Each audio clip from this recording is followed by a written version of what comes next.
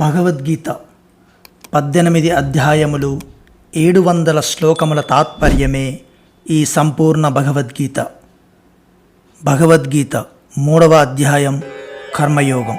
ఘోరమైన ఈ యుద్ధ కర్మ నుండి తప్పుకొని భిక్షావృత్తిని చేపట్టినచో శాంతియుత కర్మలయందు నిమగ్నుడనై రాగద్వేషములకు దూరము కావచ్చును గదా అను ఆలోచన అర్జునునకు కలగవచ్చును. మరి భగవానుడు తనను ఈ యుద్ధమునకు ఎలా పురికొల్పుచున్నాడు అను సందేహము అతనికి రావచ్చును. దానికి సమాధానముగా భగవానుడు ఇట్లు చెప్పుచున్నాడు. శ్రేయాన్ స్వధర్మో విగుణః పరిధర్మాత్ స్వనుష్ఠితాత్ స్వధర్మే నిధనం శ్రేయః పరధర్మో భయావహః. పరధర్మమునందు ఎన్నో సుగుణములు ఉన్నను, స్వధర్మమునందు అంతగా సుగుణములు లేకున్నను చక్కగా అనుష్ఠింపబడు ఆ పరధర్మము కంటెను స్వధర్మాచరణమే ఉత్తమము. స్వధర్మాచరణమునందు మరణించుటయు శ్రేయస్కరమే, పరధర్మాచరణము భయావహము. సు అనుష్ఠితాతు అను విశేషణముతో కూడిన పరధర్మాతు అను పదము ఏ ధర్మమును సూచించును? దానికంటెను గుణరహితమే అయినను స్వధర్మమే అత్యుత్తమమని పేర్కొనుటలోని ఆంతర్యమేమి? ఈ వాక్యమునందు పరధర్మమును స్వధర్మముతో పోల్చుచు పరధర్మముతో పాటు సు అనుష్ఠిత అను విశేషణమును స్వధర్మముతో విగుణ అను విశేషణమును ప్రయోగించుట జరిగినది. ప్రతి విశేషణముతో అందలి వ్యతిరేక భావము కూడా కలిసియేయున్నట్లు భావింపవలెను. అనగా పరధర్మమును సు అనుష్ఠితమైనదే కాక సద్గుణ సంపూర్ణమైనదనియు, అట్లే స్వధర్మము గుణరహితమైనదే కాక అనుష్ఠానమునందు లోపభూయిష్టమైనదనియు భావింపవలెను. క్షత్రియ వైశ్యాదుల ధర్మములతో పోల్చినప్పుడు బ్రాహ్మణుల విశేష ధర్మమునందు సద్గుణములు ఉండును. అట్లే గృహస్థాశ్రమ ధర్మములతో పోల్చినప్పుడు సన్యాసాశ్రమ ధర్మముల యందు సద్గుణము లెక్కువ. శూద్రుల కర్మల కంటెను క్షత్రియ వైశ్య కర్మలు అధిక గుణయుక్తములే. బాగుగా అనుష్ఠింపబడిన ఆ కర్మములు గుణయుక్తములే అయినను అవి అనుష్ఠించువానికి విహితములుగాక ఇతరులకు విహితములైనచో అట్టి కర్మలను సు అనిశ్చితాత్ అను విశేషణముతో పాటు పరధర్మాత్ అను పదము సూచించును. అట్టి పరధర్మము కంటెను గుణరహితమే అయినను స్వధర్మాచరణమే ఉత్తమము. భర్త చూచుటకు కురూపి గుణహీనుడు అయినను స్త్రీ అతనికి సేవలు చేయుటయే శ్రేయస్కరము. అదే విధముగా చూచుటకు సద్గుణయుక్తము కాకున్నను అనుష్ఠానమున లోపములు ఉన్నను అవి విహిత కర్మలైనచో మానవునకు అవియే శ్రేయస్కరములు. ఇక స్వధర్మములు సర్వగుణ సంపన్నములై వాటి అనుష్ఠానములు సాంగోపాంగముగా చక్కగా సాగినచో అవి అత్యుత్తములు అని చెప్పవలసిన పనియే లేదు. స్వధర్మము అను పదము ఏ ధర్మమును తెలుపును? వర్ణాశ్రమ స్వభావ పరిస్థితులను అనుసరించి ప్రతి మనస్సునకును శాస్త్ర విహితములైన కర్మలే స్వధర్మములు. అసత్యము, కపటము, దొంగతనము, హింస, మోసము, వ్యభిచారము మొదలగు నిషిద్ధ కర్మలు ఎవ్వరికిని స్వధర్మములుగావు. కామ్య కర్మలు కూడా ఎవ్వరికిని ఆవశ్యకర్తవ్యములు కావు. అందువలన అవియును స్వధర్మములుగా పరిగణింపబడవు.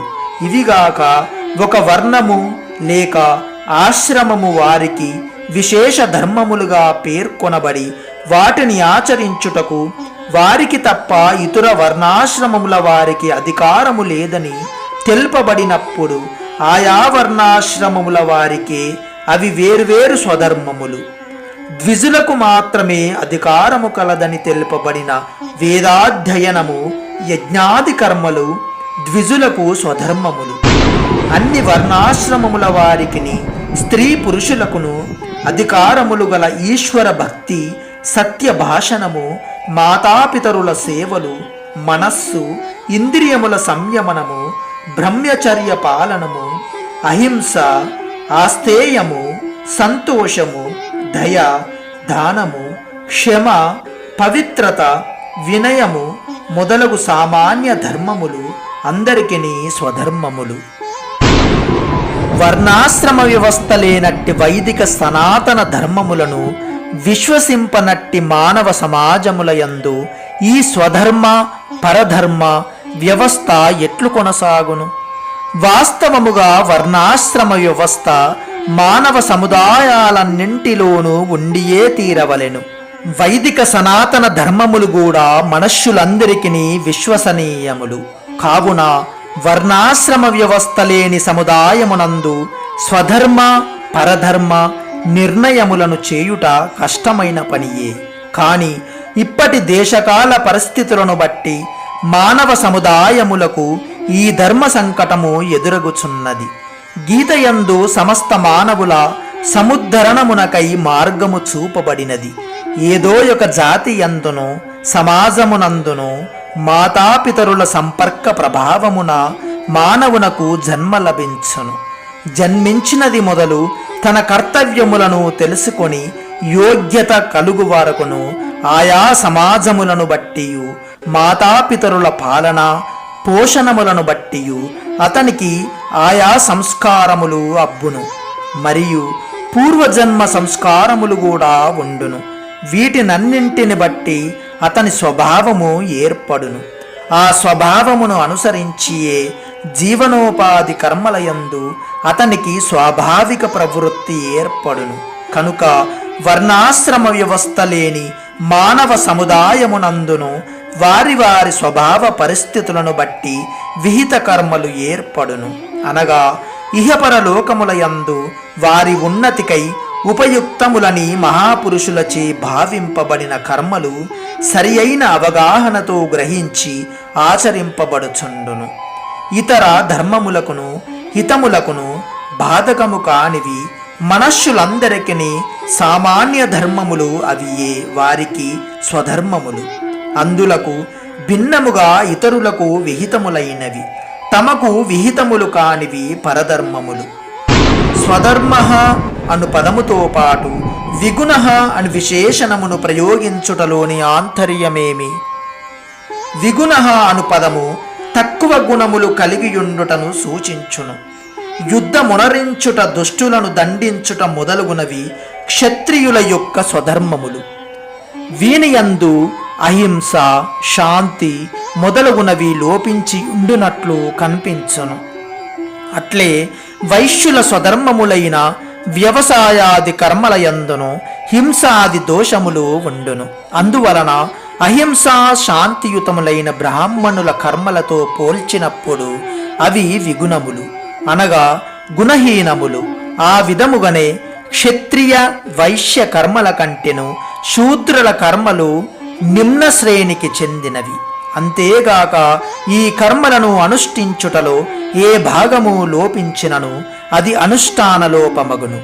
పైన తెలుపబడినట్లు స్వధర్మము గుణములయందును అనుష్ఠానమునందును ఎట్టి లోపములు కలిగియున్నను అది పరధర్మము కంటెను శ్రేయస్కరమే. స్వధర్మ అను పదముతో పాటు విగుణ అను విశేషణమును ప్రయోగించుటలోని ఆంతర్యమిదియే. స్వధర్మాచరణమునందు మరణించినను శ్రేయస్కరమే అని అనుటలోని విశేషణమేమి? స్వధర్మ పాలనలో ఎట్టి ఆటంకములను రానిచు జీవిత పర్యంతము మనష్యుడు దానిని ఆచరించినచో అతని భావానుసారము సకామ నిష్కామ భావములను అనుసరించి అతనికి స్వర్గము గాని ముక్తి గాని లభించును అని అనుటలోని సందేహము లేదు. ఏదైనను ఆటంకము ఏర్పడినను అతడు తన ధర్మము నుండి వైదొలగక ఆ కర్మలను ఆచరించినచో అదియును అతనికి శ్రేయస్కరమే. స్వధర్మ పాలనయందు మరణించిన వారికిని మరణించు వరకు ఎట్టి కష్టములైనను సహించుచు స్వధర్మ పాలన చేయువారికిని శ్రేయోలాభములు కలుగునని పురాణేతిహాసములు నిరూపించుచున్నవి. దిలీప మహారాజు తన క్షాత్రధర్మమును పాటించుచు ఒక గోవును రక్షించుటకై తన శరీరముని ఒక సింహమునకు అర్పించుటకు సిద్ధపడి తన అభీష్టమును పొందెను. శిబి చక్రవర్తి శరణాగత రక్షణకై స్వధర్మమును ఆచరించుచు ఒక పావురమునకు మారుగా తన శరీరము నుండి మాంసఖండములను కోసి ఇచ్చి మరణించుటకు సన్నద్ధుడాయెను. ఫలితముగా అతను అభిష్టము నెరవేరెను. ప్రహ్లాదుడు భగవద్భక్తి రూపమైన స్వధర్మమును పాటించుచు పెక్కు పర్యాయములు మృత్యుముఖమును చేరుటకు సిద్ధపడెను. ఫలితముగా అతనికి పరమ శ్రేయస్సు లభించెను. ఈ విధముగా పురాణేతిహాసములలో ఇంకను అనేక ఉదాహరణములు లభించును. ఈ విషయమునే మహాభారతము ఇట్లు చెప్పుచున్నది. నజాతు కామన్న భయాన్న లోభాత్ ధర్మం త్యజే జీవితస్యాపి హేతోః నిత్యో ధర్మః సుఖ దుఃఖే త్వనిత్యే జీవో నిత్యో హేతురస్య త్వనిత్యః. అనగా కోరికలను సాధించుకొనుటకు గాని, భయము నుండి బయట పడుటకు గాని, లోభములకు లోబడి గాని, కడకు జీవితమును కాపాడుకొనుటకు గాని మానవుడు ఎట్టి పరిస్థితులలోనూ ధర్మమును త్యజింపరాదు. ఏలనన ధర్మము శాశ్వతము, సుఖ దుఃఖములు అనిత్యములు. అట్లే జీవుడు నిత్యుడు, జీవన హేతువు అనిత్యము. అందువలన మరణస్థితి ఏర్పడినను మానవుడు సంతోషముతో నవ్వుచు మృత్యువును స్వీకరింపవలెను. కాని ఏది ఏమైనను స్వధర్మమును పరిత్యజింపరాదు. ఇట్లు మసులు కొనుటయే మానవునకు అన్ని విధములా శ్రేయోదాయకము. పరధర్మము భయావహము అని అనుటలోని ఆంతర్యమేమి? ఇతరుల ధర్మమును పాటించుటలో సుఖమున్నప్పటికీ అది భయమును గొల్పునదియే. ఉదాహరణమునకు వైశ్య శూద్రుల తమ కంటే అగ్నవర్ణముల వారి ధర్మములను పాటించినచు అగ్రవర్ణముల వారిచే పూజలందుకొనుట వలనను, వారి వృత్తులకు భంగము కలిగించుట వలనను వారి పాపములను పొందుదురు. ఫలితముగా నరక ప్రాప్తి కలుగును. అట్లే బ్రాహ్మణ క్షత్రియులు తమ కంటే నిమ్నవర్ణముల వారి ధర్మములను ఆచరించినచు వారు తమ వర్ణముల నుండి పతనమగుదురు. ఇతరుల వృత్తులకు ఆటంకము కలిగించి పాప ఫలములను అనుభవింతురు. ఆశ్రమ ధర్మములను గూర్చియు తదితర ధర్మములను గూర్చియు ఇట్లే గ్రహింపవలెను. కనుక ఎవ్వరైనను తమ శ్రేయస్సు కొరకు పరధర్మములను స్వీకరింపనవసరము లేదు. చూచుటకు పరధర్మము ఎంత గుణసంపన్నముగా ఉన్ననో అది భయావహమే, ఏమాత్రము శుభప్రదముగాదు. అది ఎవరికి విహితమో వారికే స్వధర్మము. స్వధర్మమును పాటించుటయందే మానవునకు శ్రేయస్సు కలదు. పరధర్మాచరణము నిషిద్ధ కర్మాచరణము అన్ని విధములా హానికరము. ఈ విషయమును అర్జునుడు చక్కగా గ్రహించెను. కాని మానవుడు తన ఇచ్ఛకును ఆలోచనకును ధర్మమునకును విరుద్ధముగా పాపములను ఆచరించుటకు కారణమేమి అను విషయమును తెలిసి కొనుటకు అర్జునుడు ప్రశ్నించుచున్నాడు. అతకేన ప్రయుక్తోయం పాపం చరతి పూరుషః అనిచ్ఛన్నపి వార్ష్ణేయ బలాదివ నియోజితః. అర్జునుడు పలికెను, ఓ కృష్ణ, మానవుడు తనకు ఇష్టము లేకున్నను ఇతరులు బలవంతము చేసినట్లుగా దేని ప్రభావముచే ప్రేరితుడై పాపములను చేయుచుండును. ఈ శ్లోకమునకు సంబంధించి అర్జునుని ప్రశ్నలోని అంతరార్థమేమి?